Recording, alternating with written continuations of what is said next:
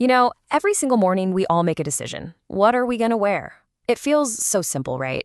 Maybe even a little bit pointless to think about. But what if I told you that simple choice is actually one of the biggest social and political statements you're going to make all day?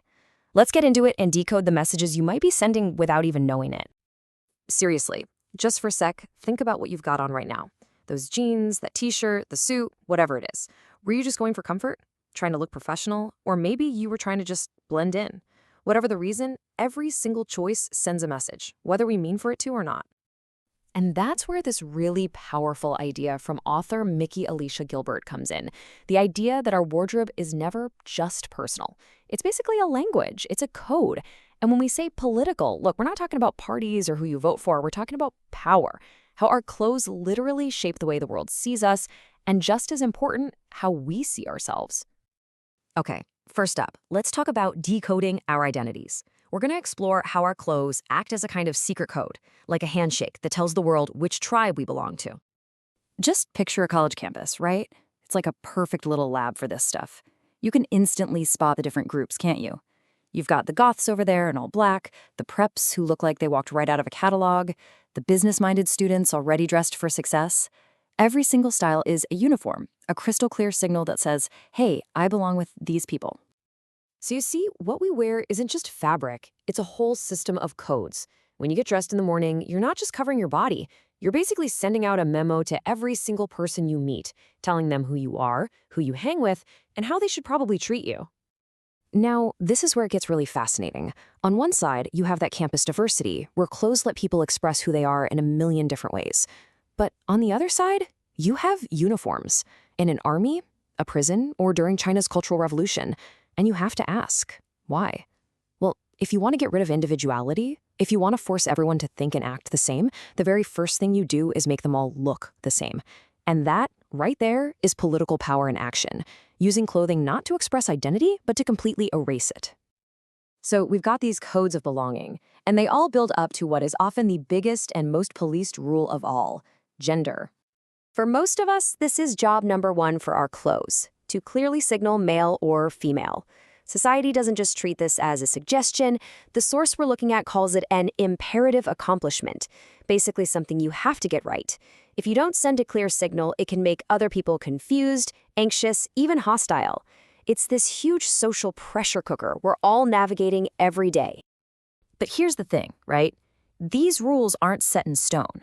The correct way for a woman to dress, for example, is always changing. And it really depends on a few key things. The source kind of breaks it down into three big variables. First, there's age and relationship status. Younger women are often expected to dress very differently than older, partnered women. Second, the occasion is huge. Think about work clothes versus party clothes. And third, there's your own personal choice. What you wear might be driven by your politics, your religion, or just your own sense of style. And really, it all boils down to this. Our clothes are broadcasting our intentions. A woman in an eye-catching outfit is sending a signal that she wants to be noticed.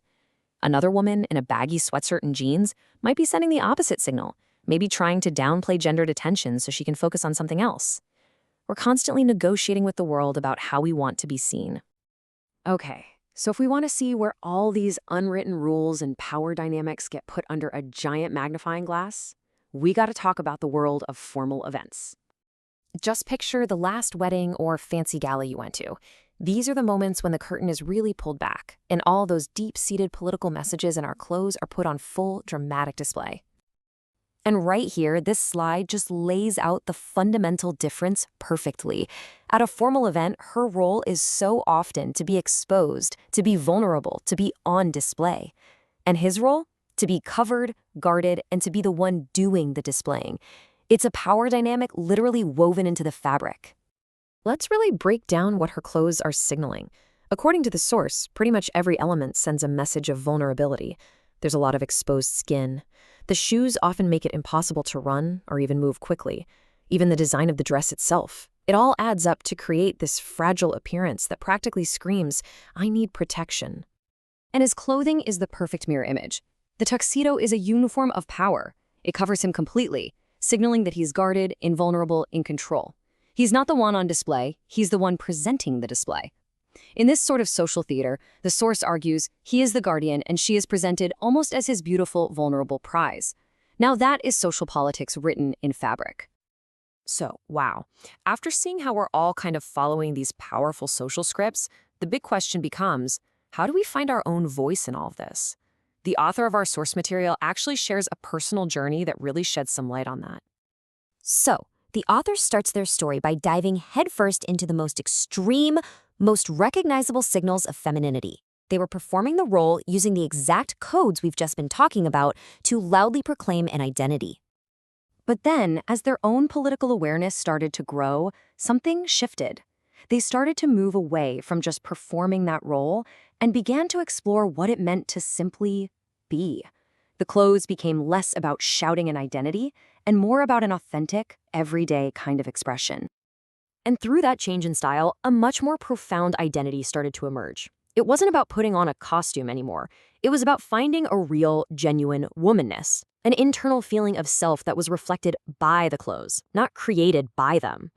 So the real journey here, the big takeaway, isn't about rejecting one thing for another. It's about finding what feels true for you. For the author, sometimes that means slacks, and other times it means a favorite skirt. It's all about moving past the scripts that society hands us to find your own authentic voice. Which brings us right back to you and that decision you made this morning. We've seen that clothes are codes, they're political statements, they're social scripts. They're telling a story about power, gender, and who you are. So the only question left is, who's holding the pen? Are you consciously writing your own story, or are you letting the world write it for you?